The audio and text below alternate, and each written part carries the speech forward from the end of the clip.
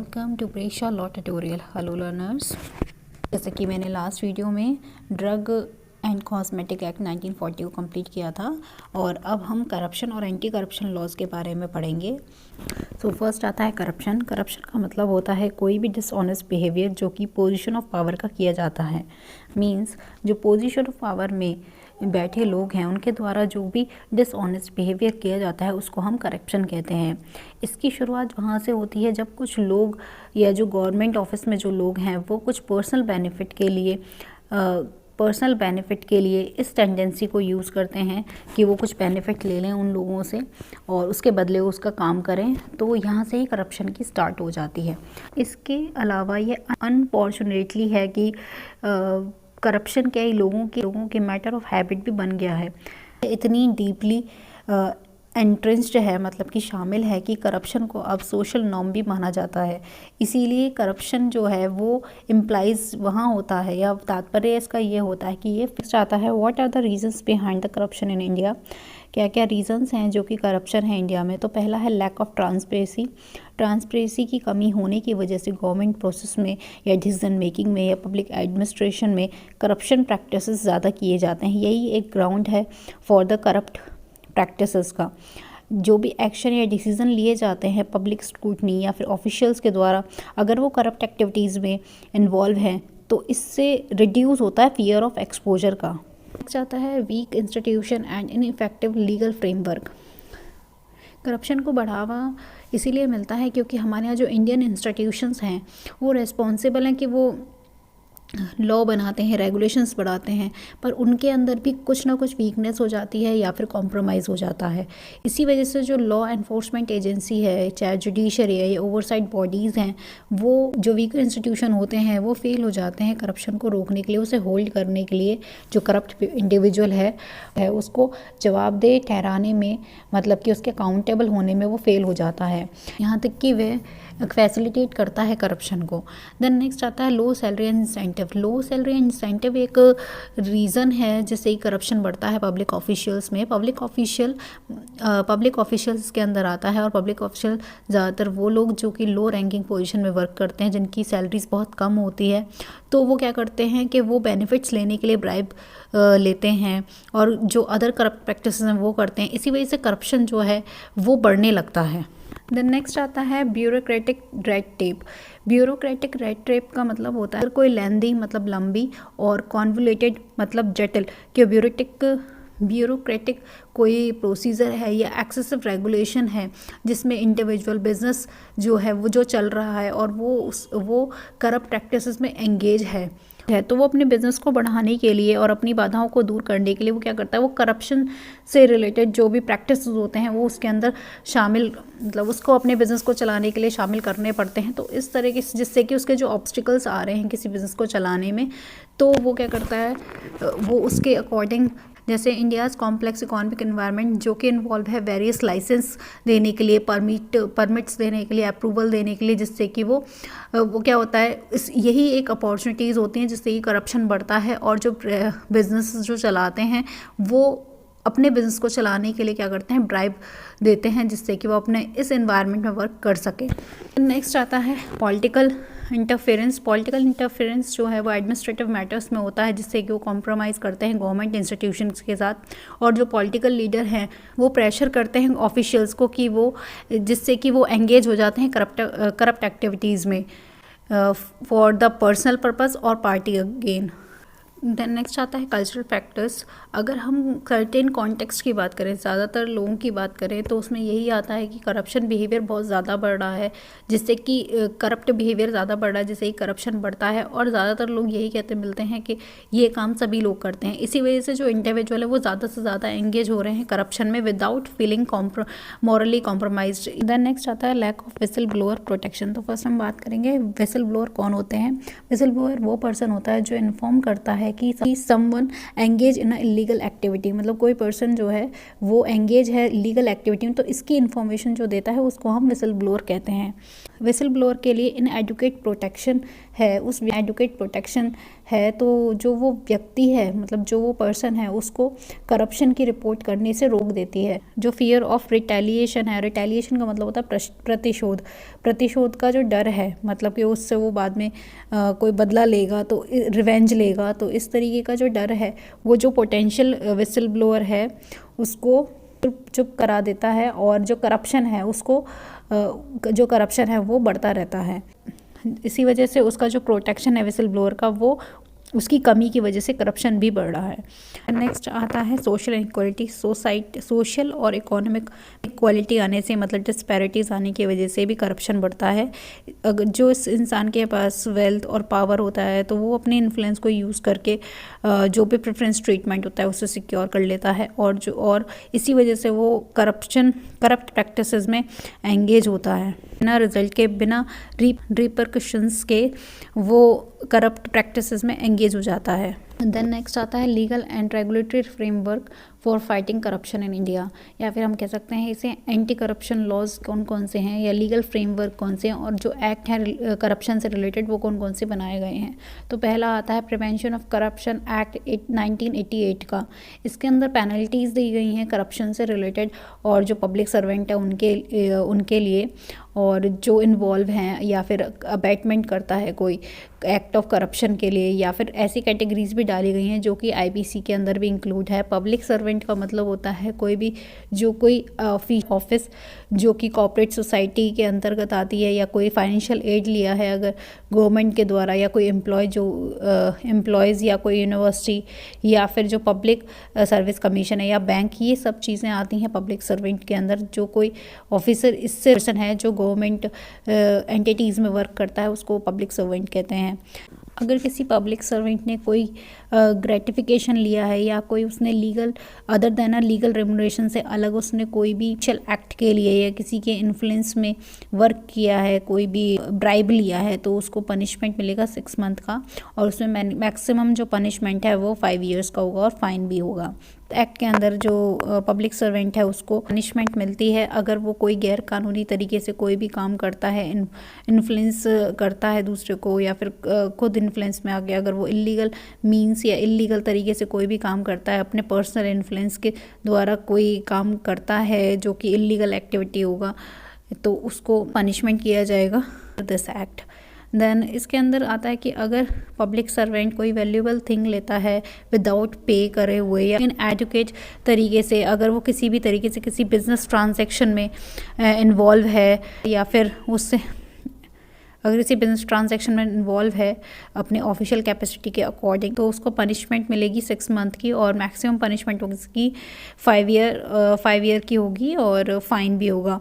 Then ये necessary है कि उसे प्रायर सैंक्शन कराना होगा from the central state government in order to prosecute a public servant. अगर किसी पब्लिक सर्वेंट को प्रोसिक्यूट किया जाता है तो उससे पहले उसको प्रायर सैंक्शन कराना होता है उसके लिए सेंट्रल और स्टेट गवर्नमेंट के थ्रू। अमेंडमेंट हुआ था 2018 में। इसमें कहा गया है कि क्रिमिनलाइज जो है बोथ, अगर वो कोई ब्राइब ले रहा है पब्लिक सेंट द्वारा लिया जा रहा है, या ब्राइब दी जा रही है किसी भी पर्सन के द्वारा, वो दोनों ही क्रिमिनलाइज में आ जाता है, मतलब क्रिमिनल एक्टिविटी में आता है। देन नेक्स्ट आता है prevention of money laundering act 2022। इसका एम ये है मनी लॉन्ड्रिंग को प्रिवेंट करना, मतलब उसे रोकना, और उससे रिलेटेड जो भी कोई क्राइम हो रहा है इंडिया में उसके उस मनी लॉन्ड्रिंग के यूज़ को प्रोहिबिट करना, और क्राइम की जो भी प्रोसीड्स है इंडिया के अंदर उसको प्रोहिबिट करना। इस एक्ट में कहा गया है कि जो ऑफेंस ऑफ मनी लॉन्ड्रिंग जब कमिट होता है, जब कोई पर्सन एक पार्टी होता है और वो किसी प्रोसेस से कनेक्ट होता है प्रोसीड्स ऑफ क्राइम में, मतलब कि जो क्राइम है उसकी मनी से रिलेटेड कोई भी वो कनेक्ट होता है, या फिर प्रोजेक्ट से कनेक्ट होता है, जैसे कि कोई अपनी जो आय है उसको बेदाग प्रॉपर्टी के रूप में प्रोजेक्ट करवाता है, तो उसे मनी लॉन्ड्रिंग का क्राइम कहते हैं, या फिर उसे मनी लॉन्ड्रिंग कहते हैं। मतलब कोई भी प्रोजेक्ट है उसमें कोई वो क्राइम से रिलेटेड कोई भी मनी, इस तरीके प्रोसीड्स ऑफ क्राइम से रिलेटेड कोई मनी है उसको यूज़ कर रहा है उस प्रोजेक्ट में, तो उसको मनी लॉन्ड्रिंग ही कहेंगे। देन प्रोसीड्स ऑफ क्राइम का मतलब होता है इसके अंदर कोई भी इसकी प्रॉपर्टी जो उस पर्सन के द्वारा ऑब्टेन की गई है, जो कि क्रिमिनल एक्टिविटी से रिलेटेड है और किसी सर्टेन ऑफेंस के अंतर्गत आती है, जो कि इस एक्ट के शेड्यूल में लिखी हुई हैं। जो सर्टेन ऑफेंसेस हैं उसके अकॉर्डिंग कोई अगर पर्सन है वो इस तरीके का क्राइम करता है तो उसको मनी लॉन्ड्रिंग कहते हैं। इसके अंदर जो पर्सन है वो चार्ज किया जाता है ऑफेंस ऑफ मनी लॉन्ड्रिंग के लिए ओनली अगर उसने जो क्राइम है या फिर जो भी ऑफेंस किया है उसने शेड्यूल्ड जो इस एक्ट के अंदर है उसके ऑफेंस के अकॉर्डिंग किया होगा। तो इसके अंदर जो पेनल्टी है इस ऑफेंस ऑफ मनी लॉन्ड्रिंग की, वो रिग्रेस इम्प्रिजनमेंट है, जो कि 3 से 7 साल तक का है, और फाइन है अप टू 5 लाख। इसके अंदर जो पर्सन कन्विक्ट किया जाता है और उसका ऑफेंस जो है वो अंडर द नार्कोटिक ड्रग्स और साइकोट्रॉपिक सब्सटेंस एक्ट 1985 के अकॉर्डिंग उसने अगर कोई ऑफेंस किया है, उसके अकॉर्डिंग उसने पैसा कमाया है, मतलब उसने मनी लॉन्ड्रिंग किया है, तो उसको इम्प्रिजनमेंट 10 ईयर्स तक, उसका इम्प्रिजनमेंट एक्सटेंड 10 ईयर्स तक हो जाएगा। और जो इसकी एडजुडिंग अथॉरिटी है वो अपॉइंट की जाती है सेंट्रल गवर्नमेंट के द्वारा, और वो डिसाइड करते हैं कि कोई भी जो प्रॉपर्टी है जो अटैच, कौन सी प्रॉपर्टी है उससे रिलेटेड, मनी लॉन्ड्रिंग से रिलेटेड जो अटैच्ड प्रॉपर्टी है या कौन सी चीज़ जो मनी लॉन्ड्रिंग में इन्वॉल्व है वो सीज करनी है, मतलब वो जब्त करनी है। अगर कोई एडजुडिंग अथॉरिटी या फिर कोई और अथॉरिटी है उसने मनी लॉन्ड्रिंग में किसी पर्सन को कोई ऑर्डर दिया है तो उसके अगेंस्ट अपील कर सकता है पर्सन अपीलेट ट्रिब्यूनल में। देन इसके अंतर्गत में भी बैंकिंग कंपनी है, फाइनेंशियल इंस्टीट्यूशन है, इंटरमीडियरी हैं, उनको रिकॉर्ड बनाना होता है सारी ट्रांजैक्शन का, और स्पेसिफाइड नेचर और वैल्यू देनी होती है, और वेरीफाई और मेंटेन करना होता है रिकॉर्ड्स को उस कस्टमर का, और उससे रिलेटेड जो इन्फॉर्मेशन है वो स्पेसिफाइड अथॉरिटीज़ को देनी होती है। देन नेक्स्ट आता है कंपनीज एक्ट 2013। इसके अंदर जो कॉर्पोरेट गवर्नेंस और prevention of corruption of fraud जो कॉर्पोरेट सेक्टर में है ये बताया गया है इसमें, और इसमें जो टर्म है फ्रॉड उसकी ब्रॉड डेफिनेशन दे रखी है, और एक क्रिमिनल ऑफेंस माना गया है under the company act. Then आता है आईपीसी में प्रोविजंस हैं कि कवर करते हैं ब्राइबरी और फ्रॉड मैटर्स को, जिसके अंदर offence related to criminal breach of trust and cheating भी आता है। आईपीसी में भी पब्लिक सर्वेंट को डिफाइन किया गया है, जिसके अंतर्गत government employ, government officer in military, navy, air force, police, जज, officers of court of justice, any local authority जो कि सेंट्रल और स्टेट द्वारा स्टैब्लिश की गई है, तो ये सब लोग किस में आते हैं, पब्लिक सर्वेंट में आते हैं। देन सेक्शन 169 में बताया गया है जो पब्लिक सर्वेंट अगर कोई अनलॉफुली कोई भी चीज़ खरीदता है या फिर बिडिंग करता है किसी प्रॉपर्टी को, तो उसमें पब्लिक सर्वेंट को पनिशमेंट मिलती है up to 2 years and with fine और बोथ। और अगर प्रॉपर्टी परचेज की गई है या फिर परचेज की गई है तो उसको जब्त कर लिया जाता है। देन सेक्शन 409 में दे रखा है कि criminal breach of trust public servant के द्वारा, पर पब्लिक सर्वेंट को इसमें पनिशमेंट मिलती है लाइफ इम्प्रिजनमेंट और इम्प्रिजनमेंट अप टू 10 ईयर्स और एंड अ फाइन। आता है बेनामी ट्रांजैक्शन प्रोविजन एक्ट 1988। ये एक्ट उस पर्सन को क्लेमिंग करने से रोकता है जिसकी प्रॉपर्टी है और वो किसी और के नाम पर उस प्रॉपर्टी पे रह रहा है या एक्वायर कर रखा है। ठीक है, जिसके नाम पे प्रॉपर्टी होगी वही उस पे क्लेम कर सकता है, और कोई दूसरा अगर उस पे क्लेम करता है तो इस एक्ट के अकॉर्डिंग उसको प्रोहिबिट कर दिया जाता है। तो ये जितने भी आपके एंटी करप्शन लॉज थे वो थे, और जिसमें आईपीसी का भी रोल बताया है, बेनामी ट्रांजैक्शन का भी रोल बताया है, और मनी लॉन्ड्रिंग एक्ट का रोल बताया है, और कंपनी एक्ट का रोल बताया। तो ये सारे एंटी करप्शन लॉज हैं। देन नेक्स्ट आता है रेगुलेटरी फ्रेमवर्क। इसके अंतर्गत कौन कौन काम करते हैं, तो पहला आता है लोकपाल एंड लोक आयुक्त एक्ट जो 2013 में पास हुआ था। इसको इसलिए बनाया गया, इस एक्ट के थ्रू स्टैब्लिशमेंट किया गया लोकपाल मतलब सेंटर में, और लोक आयुक्त जो भी ईच स्टेट्स हैं सब स्टेट्स में लोक आयुक्त बनाए गए। इनका काम है कि ये फंक्शन करते हैं ओम्बड्समैन की तरह। ओम्बड्समैन वो होता है, ओम्बड्समैन को हम watch dog of the administration भी कहते हैं।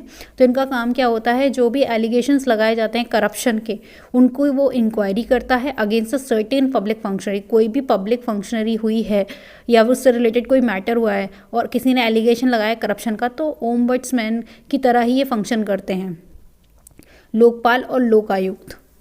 हर स्टेट्स में लोक आयुक्त होती है जो कि ये फंक्शंस करती है, जो भी एलिगेशन और करप्शंस होते हैं उनकी जो पब्लिक फंक्शनरी के द्वारा उसके अगेंस्ट वो मैटर को सुनती है। देन नेक्स्ट आता है CVC, सेंट्रल विजिलेंस कमीशन।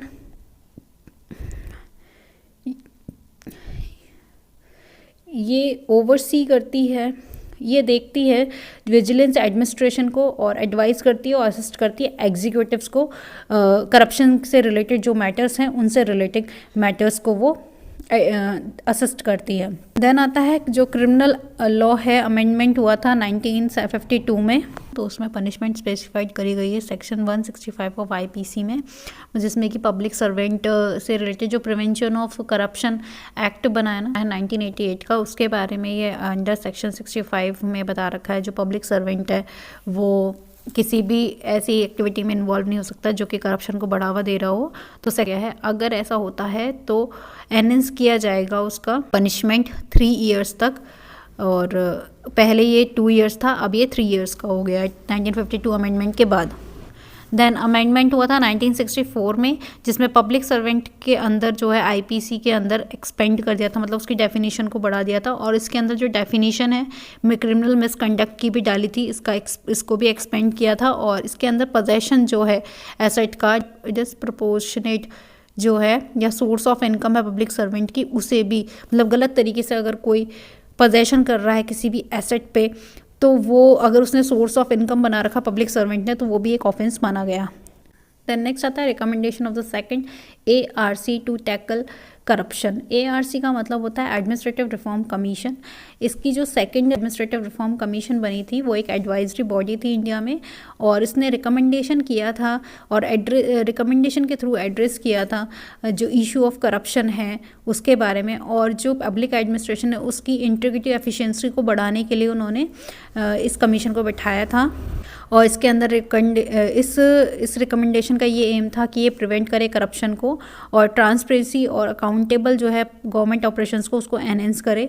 तो इसके अंदर कुछ की पॉइंट्स हैं जो कि सेकंड ARC में रिकमेंडेशंस के थ्रू बनाए गए।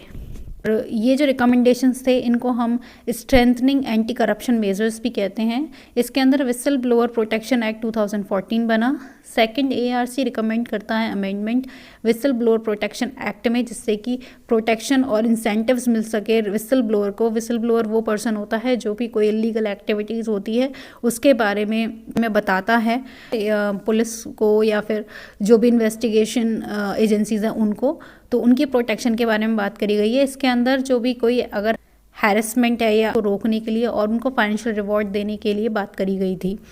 देन नेक्स्ट आता है इसमें सेंट्रल विजिलेंस कमीशन। इसके अंदर सेंट्रल विजिलेंस कमीशन का जो रोल है उसको स्ट्रेंथनिंग दी गई और वो प्रिवेंट करता रहे, और करप्शन से रिलेटेड जो भी वो प्रिवेंशन कर रहा है उसके लिए उसको ज़्यादा इंडिपेंडेंस बनाया जाए और रिसोर्सेज प्रोवाइड की जाए, और अथॉरिटी जो है उस तरीके से काम करे कि उनको अथॉरिटी भी दी जाए जिससे कि वो ज़्यादा से ज़्यादा प्रिवेंट कर सकें करप्शन की कंडीशंस को। देन नेक्स्ट आता है सेंट्रल ब्यूरो इन्वेस्टिगेशन CBI। इसमें कमीशन ने ये सजेस्ट किया था कि जो भी CBI की ऑटोनॉमी है, इफ़ेक्टिवनेस है, वो उस तरीके से इफ़ेक्टिवली करप्शन केसेस को हैंडल करे। ठीक है। देन अब आता है रिड्यूसिंग डिस्क्रिशन को रिड्यूस करने के लिए कहा गया था। पहला आता है स्टैंडर्ड ऑपरेटिंग प्रोसीजर, जिसे SOPs कहते हैं, जिसका शॉर्ट फॉर्म है SOPs। मतलब जो सेकंड ARC था उसने ये रिकमेंड किया था कि डेवलपमेंट के लिए जो गवर्नमेंट प्रोसेस है उसमें क्लियरिटी आनी चाहिए, मतलब ट्रांसपेरेंसी होनी चाहिए। जो सर्विस प्रोवाइड की जाती, जो भी सर्विसेज होती है उनमें जो ऑफिसर हैं उनके पास जो डिस्क्रिशन पावर है वो मिनिमाइज कर दी गई।